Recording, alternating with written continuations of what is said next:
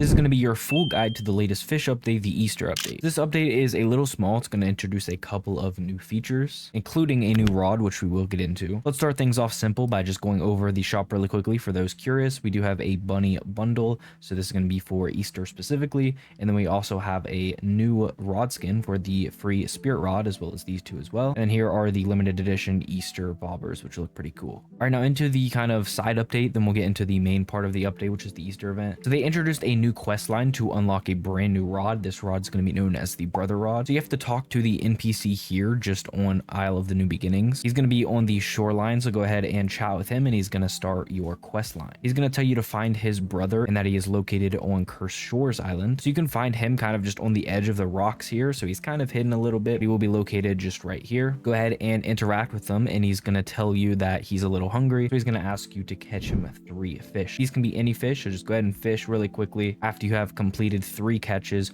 go ahead and hold the fish in your hand and chat with him, and you're gonna have to do that 3 different times for 3 fish. It's a little weird, but it works. After that, he's then gonna ask if you can make a quick pit stop to another island, which is gonna be Azure Lagoon. So just go ahead and head over to that island. Then he's gonna ask you to find him a pendant located on this island. So for me, I found the pendant just on top of the rocks here, and then it was just on the cliffside kind of here. Here's an aerial view of where I was at. It's kind of hidden well actually, so hopefully you don't miss it. So after you have given the pendant back to the person, he is finally going to be ready to go back to the island to meet with his brother. So then head back over to Isle of New Beginnings, where you first started the quest line, and talk to the brother once again, and you will get the brother's rod. Here's what that rod looks like. It's pretty cool. It's just a neon blue rod, and this is the stats on the rod if you're curious. So it's gonna have a 50% lure speed, 68% luck, 0.1 control, 10% resilience, and 3000 max kg. And this rod does have a passive ability, which is going to be a 10% chance to duplicate and mutate the fish. So it's going to have a special mutation for this fish. I don't actually know the cell multiplier as I'm recording this in the testing server, so that information is not out yet. However, I did actually catch the brother mutation on the sea turtle. It doesn't have a visual look right now, at least. You can see the mutation is kind of the same color as the rod. So it's safe to assume if it does get a visual mutation, it's probably going to be blue as well. So next, really quick, they added a couple of new areas into C2, including the Enchant Alter. So you can find this on Lush Grove Island, just in this little cave here. So you just enter inside, hop down the elevator, and you can enchant just like a C1. And next, on Cursed Shores, you actually see this cave entrance here where you can enter, and there's a rebuff altar. So what this does is you enter these specific items into these pedestals, like some of the secrets you catch during the blue moon and the sea leviathan and stuff. And after you do that, you're able to use a rod to rebuff it to remove the negative effects that a C1 rod has. So you can essentially make a C1 rod super good in this area. Real quick, I'm not going to fully go over it, but they did a